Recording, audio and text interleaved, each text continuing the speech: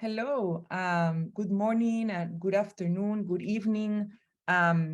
We are so delighted to be co-hosting this event with the government of the Republic of the Maldives on options for loss and damage ahead of COP27.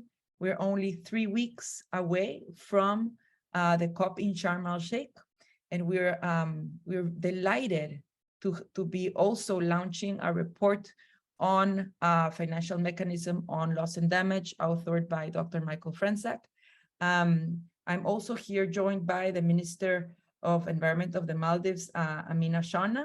Welcome, as well as two fantastic envoys, Tina Stitch from the Marshall Islands and Sinead Walsh from Ireland. Welcome. And also here joined by the author of the paper, Mike Franczak. So welcome all. The event will be pretty straightforward. We will hear from Minister Shauna first, then we will hear from Said. Welcome, Said. And then we will do a round of quick responses. Then we'll hear from Mike, and then we'll hear from our fantastic envoys. So with that, I will turn the floor to Minister Aminath Shauna. Welcome. Over to you. Thank you, Jimena. First of all, really appreciate for getting us all together. And it's been a real pleasure working with everyone in this panel, also in IPI over throughout this year. So it's a real pleasure to be here. Zaid, the President and CEO of International Peace Institute, Sinead Walsh from Climate Envoy of Ireland, and Tina, Climate Envoy of Marshall Islands, distinguished participants, Assalamu alaikum, and very good evening, good morning, and a good afternoon, wherever you are. It's a pleasure to be here. And it's a pleasure to co-host this event along with our partners at the IPI and share with you the outcome of very important initiative that we commenced following the UNFCCC meetings in Bonn earlier this year. As you know, the topic of loss and damage is very near and dear to us here in the Maldives, as a highly vulnerable country and also a frontline state of climate impacts. So for us in the Maldives, we have been well aware of the existential threat posed by climate change to us. And we have been advocating for action at climate international forums ever since the 1980s, actually. We've been calling upon the international community and polluters for timely action on climate change so that we may prevent irreversible losses and damages before it's too late, but maybe it's too late for some of us now.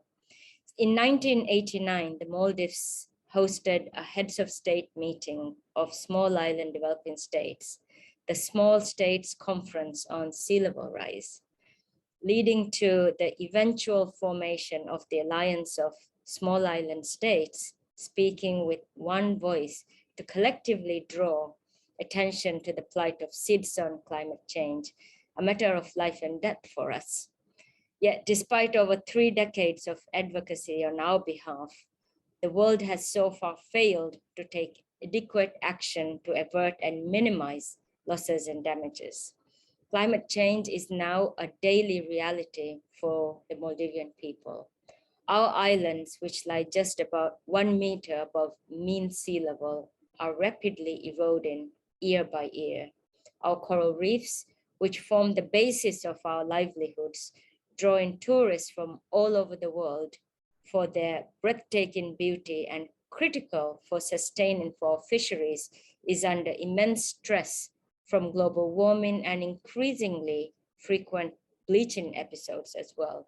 I could go on and on about what we are experiencing without going into further elaboration. However, climate change is hitting us on multiple fronts, and we simply do not have the resources in our national budget or our private sector to deal with this emergency, which has brought us to now to this point where we need to accelerate action on addressing loss and damage and scaling up the availability and accessibility of funding for this.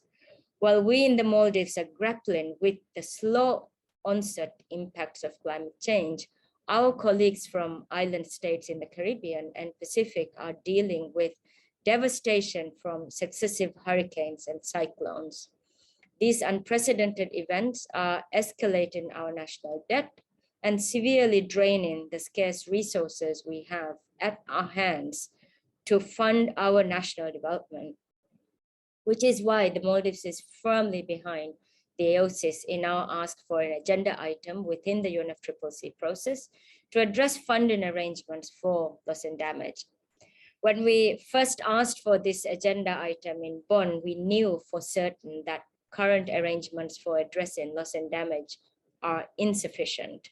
And we knew that current pace of negotiations for addressing this gap is not reflective of the urgency of the situation on the ground. But what we were not so clear about was exactly what a loss and damage facility would entail and where the funding would come from. So in this regard, I'm really pleased that our partners, the International Peace Institute, stepped up in to produce this paper to help us get more clarity on the matter. I believe this is going to be really helpful to us and everyone else who are thinking about this to think and inform the substance of the discussion at COP.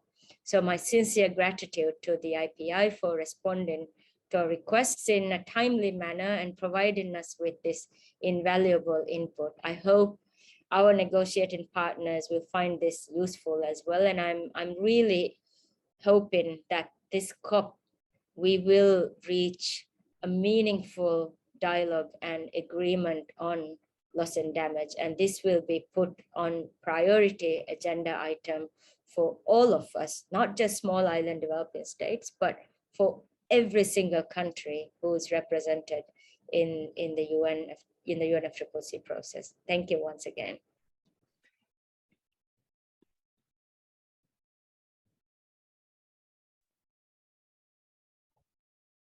Thank you, Minister Shauna. Said, it's a pleasure that you've joined us. Please, over to you. Well, thank you, Jimena, Your Excellency, dear friends. First of all, I need to bill you all for the state of health you've put me in, because I've been running up and down between the elders meetings that are focused on climate change and then my room to connect with all of you. And I'm completely out of breath and I feel that my heart's going to give away. But I'm delighted to be with you, and a good morning, a good afternoon and evening to all of you. And we're especially delighted to be joining Her Excellency Aminath Shauna, Minister of the Environment, Climate Change and Technology of the Republic of the Maldives, in hosting this event, and then listening to her important words just spoken reminds us what a privilege it is for us at IPI to be working under her leadership and the leadership of her exceptional team in Mali. So, dear friends, you should have received a copy of the options paper. I'm sure Jimena began the discussion with that, and it'll soon be introduced by its author, Dr. Michael Franczak. The paper's central aim is to illuminate spaces, as many spaces as is possible, though not exhaustive, it could never be, with respect to the 4 initial questions posed in the paper, and to draw our attention to the possibilities that exist when it comes to loss and damage. Here we are doubly fortunate, as Michael Franczak also has a deep understanding of analogous circumstances in the past, which he will duly share with you and which will enrich the presentation. Our hope is that you will engage with him and between yourselves directly and actively in a discussion which would shortly be moderated by Jimena. And we are, of course, very fortunate in having Sinead, Tina, and Michael also provide comments. I'll be listening attentively, and thank you once again, Jimena, for allowing me a few minutes to say a welcome. Thank you. Thank you. And you don't sound out of breath at all. And your comments are always brilliant. So thank you so much, Said, for being here amidst your incredibly busy schedule. Before the report launch, we would like to hear in a snap lighting kind of format of 2 minutes, just from all the speakers, what would you like to see at COP27 on loss and damage? So 2 minutes each before we go to the presentation. Tina, over to you.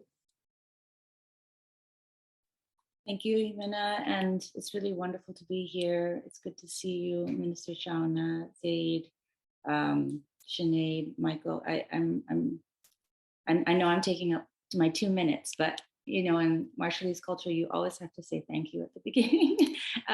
But I think that, I mean, essentially, I would like to see honesty, which involves acknowledgement of the inaction that Minister Shauna has mentioned. You know, 3 decades of inaction essentially puts us where we are now. And in the urgent situation that especially small island developing states find themselves in, we need honesty and we need solidarity. Solidarity to come up with solutions together in a constructive way and in a collaborative way. And those, in concrete terms, solutions means funding arrangements for loss and damage, and in particular for addressing loss and damage, which is the gap that we are facing. There has been not enough action on averting and minimizing, which has put us in the situation we have now, which is that loss and damage is happening and it needs to be addressed. We need a way to respond to it. And that begins with, you know, an agenda item so that we can formally discuss this within the negotiations, and an agreement to establish funding arrangements to address it. Great. Thank you so much, Tina. Sinead, over to you. Thanks, Jimena, and hi to everybody. It's great to be here again. And like Tina, I really appreciate not just today's session, but all that has been done by this dream team of the Maldives and IPI on loss and damage in the recent months. I suppose really quickly, because I'm going to get a chance to talk more later, I could slightly cheat and say, let me start with what I don't want to see, which is some sort of fruitless search for a silver bullet or a quick fix, you know, that will solve all the loss and damage problems.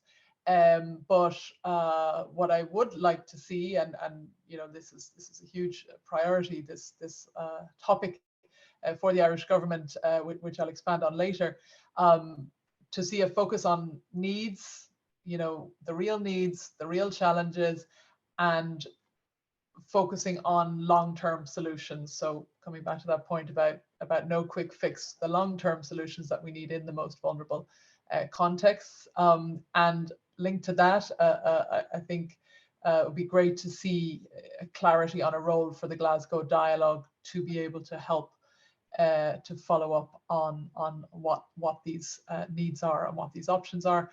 And final point, progress on the Santiago network. We're keen that is one part of the puzzle, and that it would be great to have it up and running ASAP. Thanks. Great, thank you so much. Minister Shauna? Can you hear me? Okay, I think, I mean, clearly this COP is really should be a turning point for the discussions that we have been having over many years on loss and damage. I sincerely hope that there is an ambitious outcome on loss and damage, and this includes a mosaic of solutions, including agreeing that we need a fit-for-purpose funding arrangement for loss and damage. But what I mean by a mosaic of solutions also is that to address loss and damage, we need to understand all the other issues that surrounds it as well. For instance, we need solutions for those countries that are immediately affected by severity of storms, but also for those countries like ours that are being impacted with slow onset impacts as well. We're also looking into a parametric disaster relief and rehabilitation regime as well, that includes comprehensive social protection and aftermath of events, storm events, and slow onset events as well. We are also looking into financial stabilization of countries that are being affected by climate impacts, particularly small islands such as ours, who are in the middle income countries, who do not have access to concessional financing. So this needs to be addressed. When we're talking about loss and damage, we also need to start thinking about ways of addressing the more complex and difficult issues such as displacement and non-economic losses, including culture, traditions, language. For instance, in the Maldives, we speak a language that is spoken nowhere else in the world. What happens in the next 50 years when we have to move to other countries? So these are issues of loss and damage that we really need to seriously look into and discuss it in a meaningful way to prevent this day. So that, but with these, I think what we are suggesting is a mosaic of solutions for loss and damage. And I hope that there is an ambitious outcome on these discussions. I hope that's not more than 2 minutes.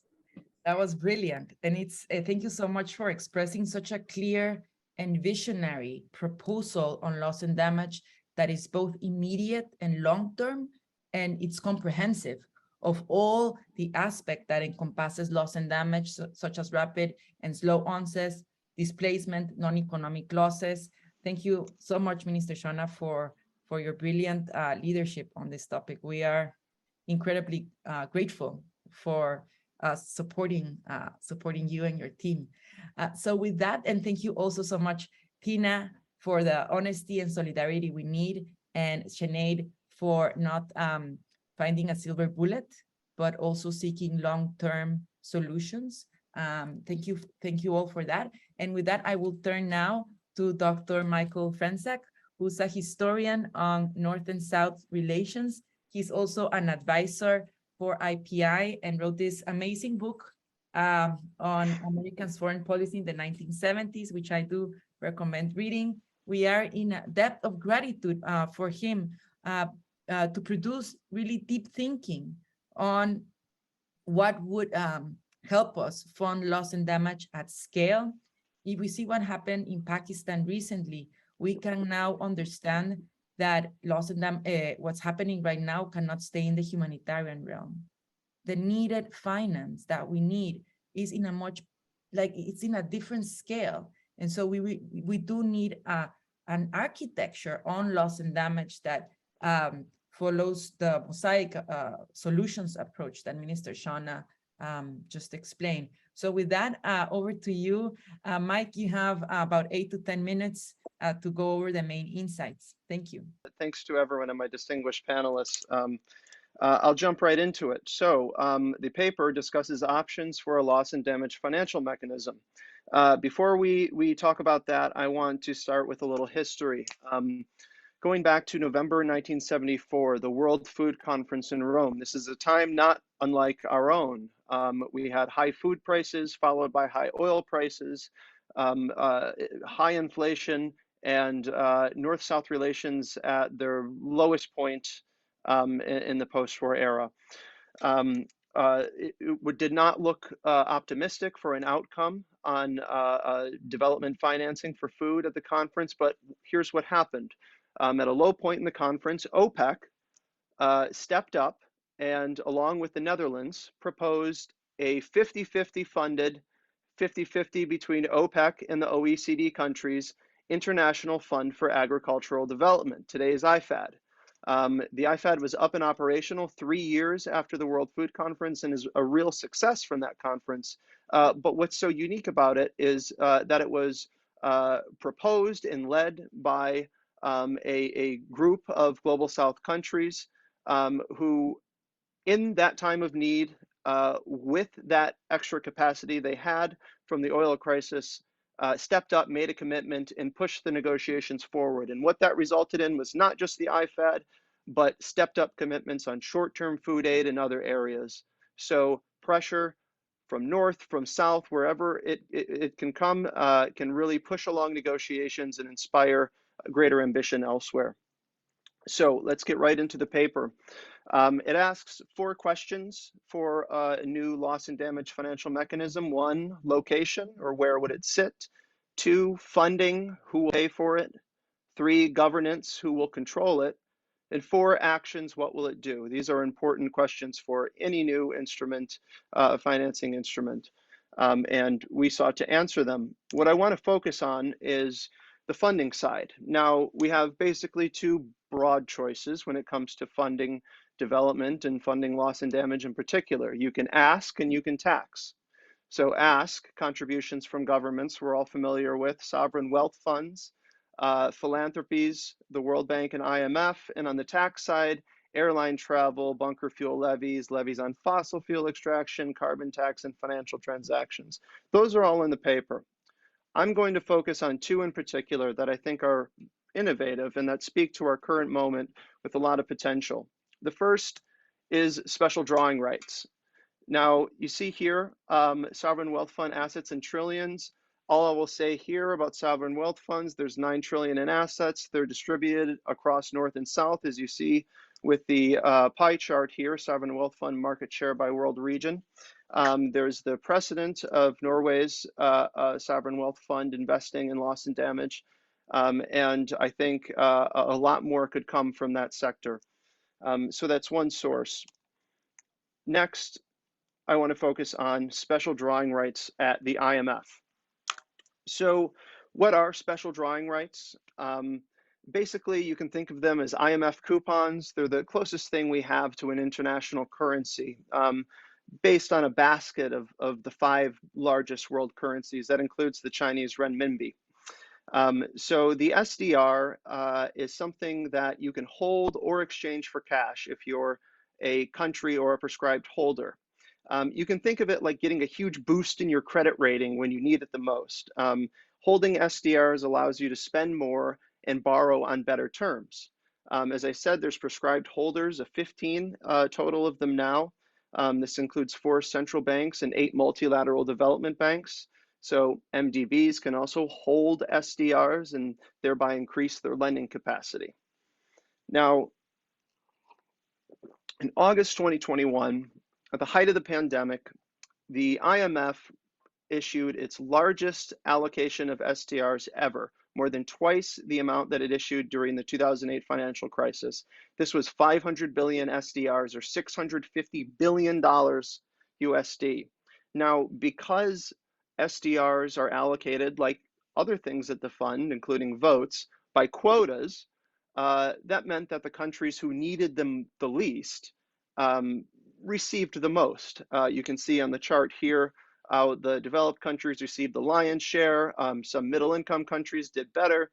The low-income countries, 3.2%. Yet they're the ones who would need these most. But there's been some progress here. Lately, SDRs have been connected with climate and with loss and damage in a particularly powerful way. SDRs featured for the first time in a COP decision text at Glasgow last year.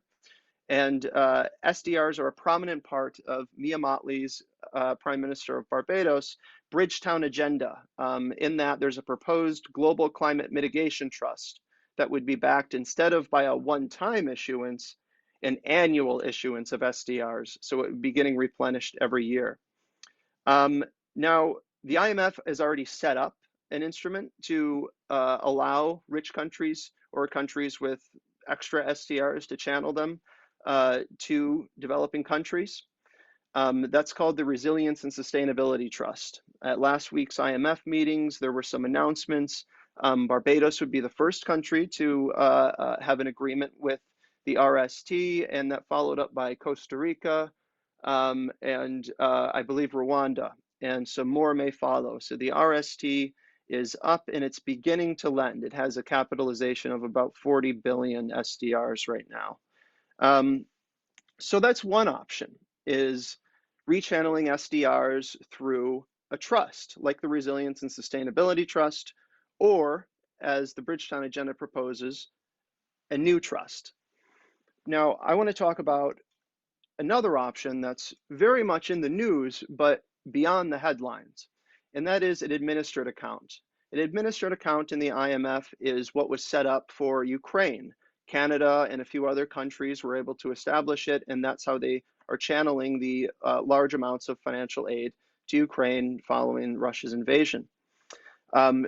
We can also use administered accounts for loss and damage. So right here, I have just a little table that I want to run through, comparing a trust versus an administered account. So to set up a trust in the IMF, you need a 2/3 vote of the board. Remember, the IMF's votes are allocated by quotas. So the US has a 17% vote. That and a few other developed countries, or countries really, can make that no longer possible. An administered account, on the other hand, requires a simple majority. So trust versus administered account, 2/3 vote versus simple majority. What can a trust provide? A trust provides concessional interest-free loans. This includes SDRs. An administered account can provide pretty much anything its members want to put in it: cash, grants, or loans, including SDRs. And if you look at the administered account for Ukraine, you see all of this. Conditionalities. This is a big concern for developing countries. They are required with the RST or another trust. You have to meet the IMF's upper credit tranche standards, which are its strictest lending standards. That typically requires you to have an IMF program operating in country. An administered account is at the discretion of the donors. So it could include conditionalities, it could not. Trusts are generally established for specific issues. Administered accounts are a bit more flexible, so they can be for issues or for countries, as we saw in the administered account for Ukraine. And some examples that I've talked about: the RST, the Resilience and Sustainability Trust, which is just getting operational, and the Poverty Reduction and Growth Trust, that's been around for some time. An administered account, there are many, I believe, many more administered accounts in the IMF for things small and large. Typically, donor countries use them for capacity building. Japan has a large administered account, which it uses for capacity building in developing countries. So I think we should all be aware, when we're talking about the amount of money that the IMF is able to send, the developed countries are sending to Ukraine to support it for its fiscal capacity and a number of other things, that we remember the vehicle through which that assistance is sent, and that's the administered account. So to wrap up, new loss and damage financing could include a new multilateral fund under the UNFCCC, dedicated funding within the climate regime, including through the GCF, the Adaptation Fund, or the WIM, a reallocation of special drawing rights at the IMF, as I've discussed, public contributions from governments, investments from sovereign wealth funds, reorientation of philanthropic aid toward L&D. This is beginning to happen with adaptation financing, but not enough. Taxes and levies, social insurance and risk pooling or transfer. This is another critical aspect. And debt relief or debt for climate swaps. And this is going to be especially important.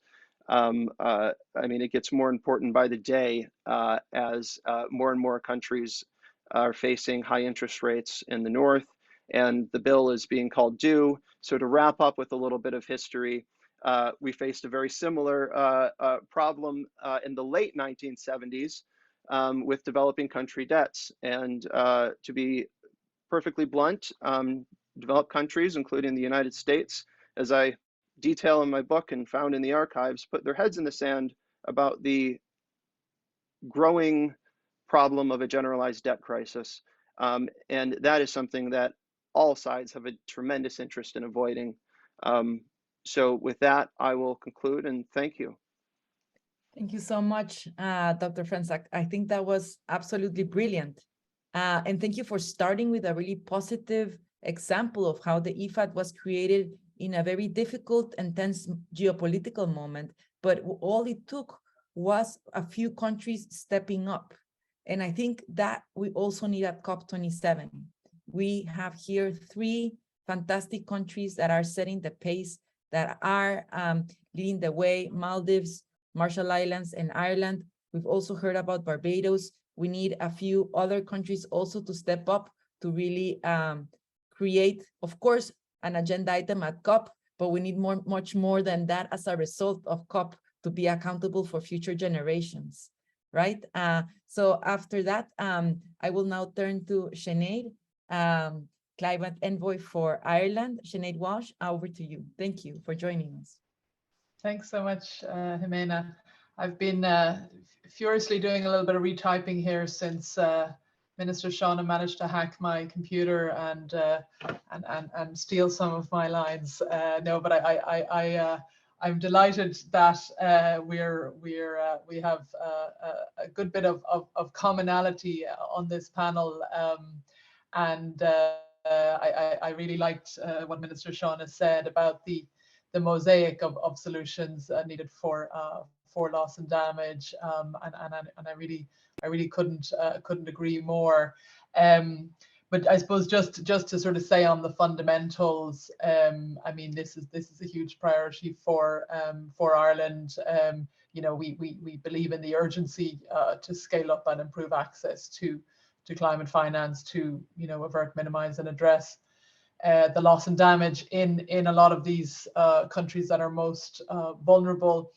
One of the things we're doing in the lead up to COP within the EU team on loss and damage that we're very involved in is making sure we're talking directly to a lot of those most vulnerable people and communities. So we have a series of listening sessions, including, for example, one with the Indigenous Peoples Caucus, you know, to try to make sure that we, as we go into COP27, that we can understand, you know, the different perspectives better. And there, you know, there are a lot of interesting kind of, you know, financing proposals coming up, and I really appreciate the paper, you know, that's being launched today. You know, I think it brings together a lot of things that are really useful. But coming back to what Minister Shauna said earlier, you know, we will need a variety of things, and she referred to some of the diversity of the needs that are there, and I think we're very conscious about that. You know, a middle income SID who doesn't qualify for ODA is a very different need to maybe our traditional, you know, ODA partners, you know, facing famine in Somalia, for example, and there's no less urgency, you know, within, you know, as far as we're concerned, between the, you know, the sort of disasters and then the equally devastating slow onset crises like sea level rise. So as we think about this in Ireland and within the EU, we're trying to think ex ante and ex post, economic, non-economic, and I suppose to do that, the big thing for us is how do we both broaden and deepen this conversation on loss and damage, and I wanted to just kind of just finish on the two sort of points about how we're trying to address the broadening that's needed and the deepening that's needed. I think on the broadening for us, it is about how do we get all the actors that are working on loss and damage, even if they have never called it loss and damage and still don't call it loss and damage, but who are all of the relevant actors? And we think there's a huge amount, you know, within the development and humanitarian sectors, you know, financial institutions, banks, and so on. They don't need to use the same terminology that we do in climate finance, but they do have structures and systems and learnings and money, and so it's really important that we engage with them. And this is something that Ireland has been doing. You know, we've been bringing together these different actors to try to see how can we work together? I'll just give a couple of examples maybe on humanitarian funding, just to sort of show the point. And first to say, I mean, as I've said, and as Minister Shauna has said, I mean, I'm not claiming humanitarian funding is going to be some panacea solution for loss and damage at all, but it is one part of the puzzle. It's a system, coming back to our historical references, it's a system that's over 100 years old, at the very least, depending on how you count. And there has been, huge evolution and improvements in humanitarian finance. There's a lot of, very important principles there around humanity, impartiality, being needs-based. There's a very developed cluster system, which has been developed under many years on how do you, how do you strengthen the response? How do you get response quicker? There's a lot of learning on how to access humanitarian funding and how to make sure that it's being accessed by the most vulnerable. And there's a lot of learning on things like early and anticipatory action. So I think, for many people in this virtual room, there'll be a lot of familiar sounding words, because even if you're kind of working purely on the climate or climate finance side, you can see that we're talking about a lot of the same issues and a lot of the same dilemmas. And so, I suppose one of the things that we're trying to do, and that we will continue to do as Ireland, is bring the humanitarian actors and the other actors around to sort of broaden the loss and damage conversation. And it's something that we were able to do a bit in advance of the Glasgow Dialogue, which, as I said earlier, I think is something we see as an important part of the puzzle. And then the last point I wanted to make was about sort of deepening that loss and damage finance conversation in the lead up to COP. And again, Minister Shauna hacked my computer and stole what I was going to say on this, because I was just going to say that we think non-economic loss and damage is really being neglected here, and it's something that we all really need to bring to the top. And I suppose,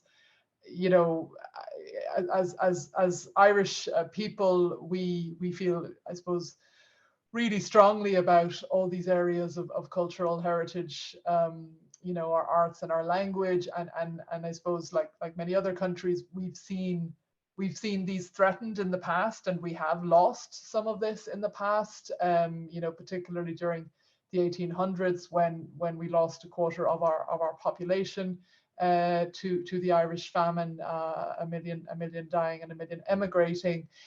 So we still, I suppose, feel and can understand, what loss of heritage, is all about, and we've done a huge amount of work, I suppose, in recent decades to recover and remember and re-educate. And so I think when we think about what is being threatened, particularly, I would say, in small island developing states, I think we can really understand the urgency of that, but we don't think the urgency of that is being felt in the conversation as a whole.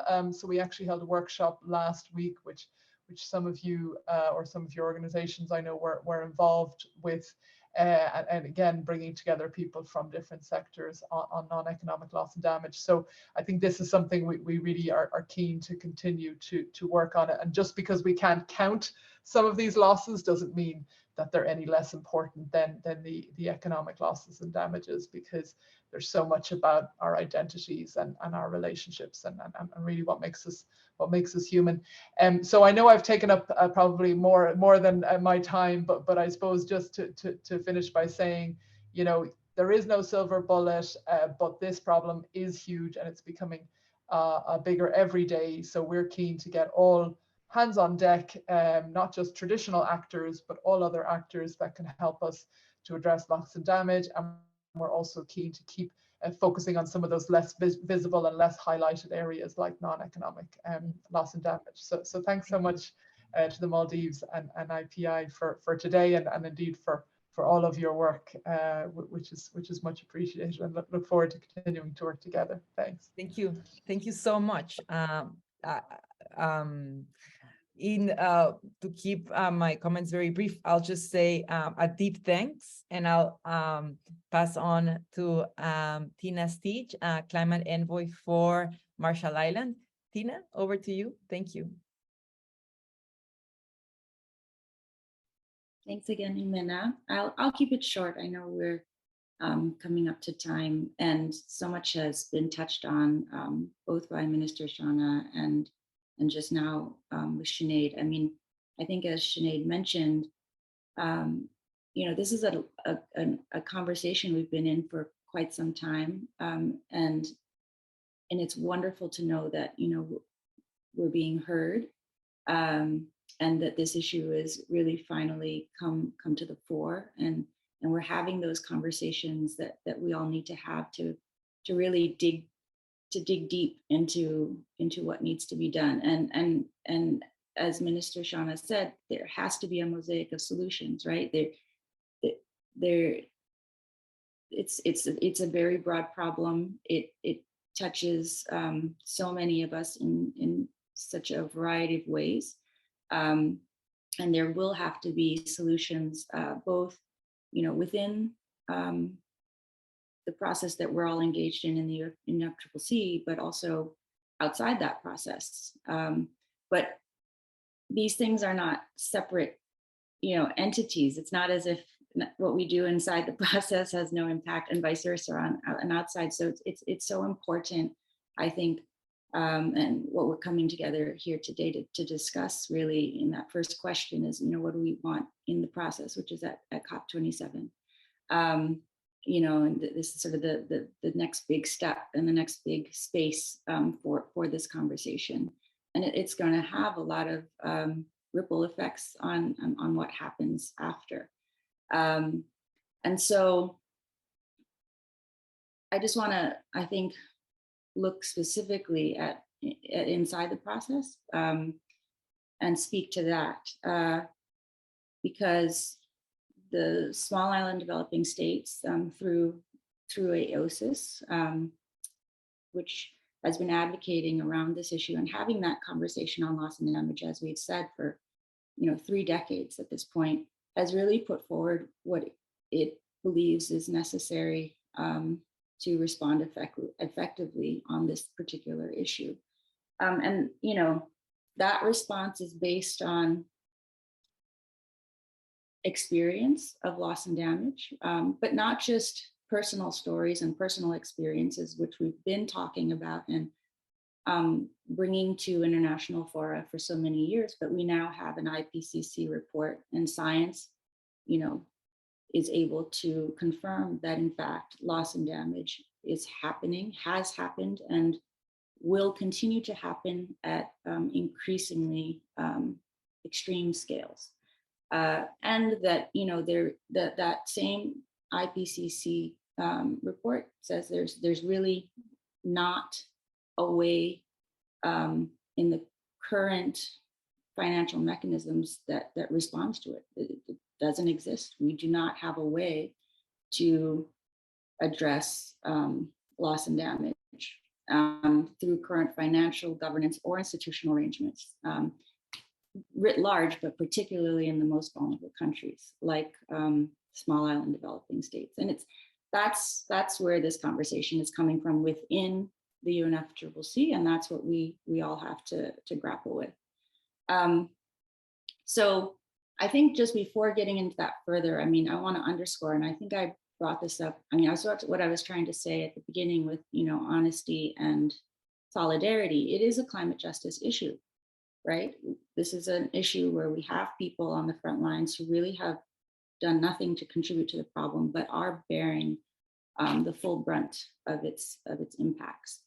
And then secondly, this need for funding arrangements to address loss and damage is directly linked to the fact that we have an inadequate global response on mitigation and also on adaptation, right? So if we had mitigated to the extent that we should have, and if we had had the funds for adapting to the extent that we could have, we wouldn't have been in the situation we are now. So we are talking about loss and damage because actions which should have been and should be undertaken did not happen. And that directly links to, you know, the inadequate response that we have on climate ambition and action. So we're days away from the COP. You know, we've all talked about needing to start with a smooth adoption of an agenda that will create a space for all of us to have a conversation on the funding arrangements to address loss and damage. And that agenda item has been put forward by all developing countries as part of the G77 and China, but really under the leadership, again, of the small island developing states who have really said that this is an absolute minimum that needs to happen at the COP, is to create this space so that we can all acknowledge that there's a need to work on this together. So establish the formal space with the agenda item, and through that be able to show and talk about the gaps in the existing funding arrangements, and to talk about solutions that are fit for purpose. And what do the islands say that involves? Very specific. There's a very specific response that, you know, we have come up, which is that we want an agreement to establish a new multilateral fund that's designated to address loss and damage. And this would be within the UNFCCC. And why is that important? One, because within that context, you have a multilateral consensus-based entity, right? That gives it legitimacy among those smaller countries like ours. It's also therefore required to be equitable and have balanced representation with a transparent system of governance. And this is not guaranteed outside of the UNFCCC, right? So this is the particular and specific solution that the small island developing states are advocating. It's understood that, you know, making that fund operational, looking at the design questions, how it will be funded, all of those things which need to be discussed, that will take time. But what we believe is that by, it goes back to that honesty and solidarity point. The agreement that this is needed is what is important at this COP. We need an agreement that says this is needed. We don't have anything to respond to loss and damage. There's nothing. And so let's agree that we need something. And it involves finance. I mean, it has to involve finance. And then let's, you know, spend the time that's needed over the course of the after we leave COP to really dig deep into what that's going to look like. Sorry if I took more than my time, but it's really, again, a great opportunity to be with all of you. Thank you. No, I think it was really fantastic to have both of you speak after the report launch, because it encompasses the complexity, you know, of the negotiators grappling with loss and damage, and how Sinead brought to the table that we have to bring all existing stakeholders and current institutions working, but there's also an acknowledgement that we need more than what's just needed. And then you, Tina, thank you also for bringing, you know, that we need the outside and inside ambition, and within the inside process, we need a formal acknowledgement that we need to deal with loss and damage seriously, including through our new financial architecture and mechanism. So I think that I think helps our audience also understand what's at stake for COP27. And colleagues, for those of you watching in Zoom, you can post your questions on the Q&A feature. For those of you watching over our social media platforms, you can post your comments and questions in the comment box. Even if we don't get to all the questions, it'd be great to have your comments and we can go through them and perhaps respond via Twitter or through an article post this event. So we do want to hear from you. I also want to acknowledge our donors that have made all this work possible. Yamide, Dagnet from OSF, and Sarah and Ian from CECG. Thank you so much for your wonderful support on all of this. I know that Michael, Yamide, and Sarah are online. So if you want to say a 1-minute comment, that'll be great. Michael, do you want to say something? And Yamide?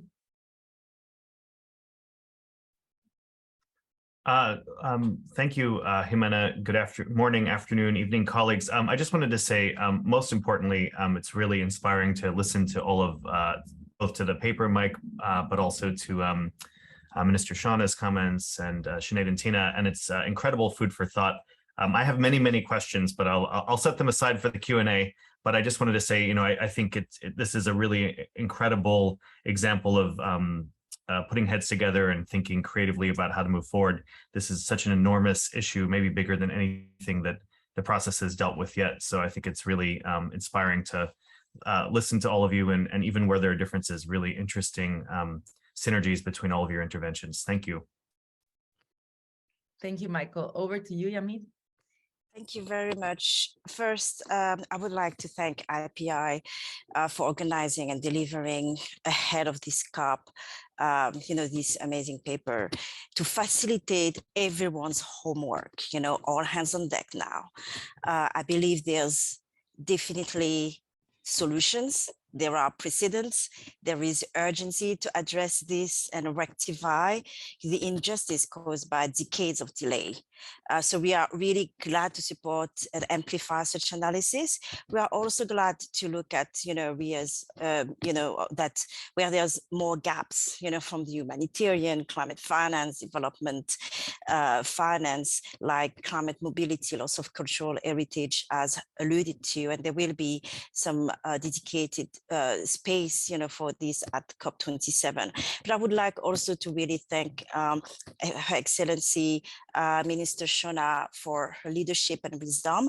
And I feel encouraged, I don't know for you, but I feel encouraged to hear also Ambassador Stege and Climate Envoy Roesch, insight showing common understanding among developed and vulnerable nations. And I hope this will show up at COP, and that the negotiation will result in, what we heard our panelists say, trustworthy, honest, good faith deliberations for decisive outcomes, for both adaptation, loss and damage, with the solidarity and pace of action it deserves.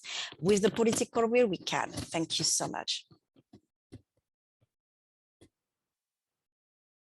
Thank you so much, Yamide. So to close the event now, we will want to thank you so much for this incredible space of creativity and of hopefully it's an opening.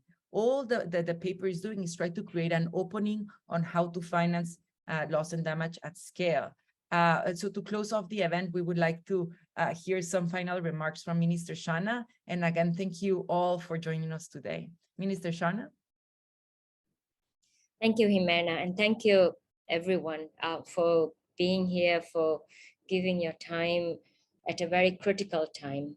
We are just about 3 weeks from COP27, and I think this is going to be a very high priority agenda item, but also a topic that will be discussed not just within the parties, but also outside with civil society, with media, and the public as well. And given what has happened across the world, just this summer in Europe, what happened in Europe, what's happening in Florida, what's happening in Pakistan, what's happening all over the world captures the imagination of what's to come.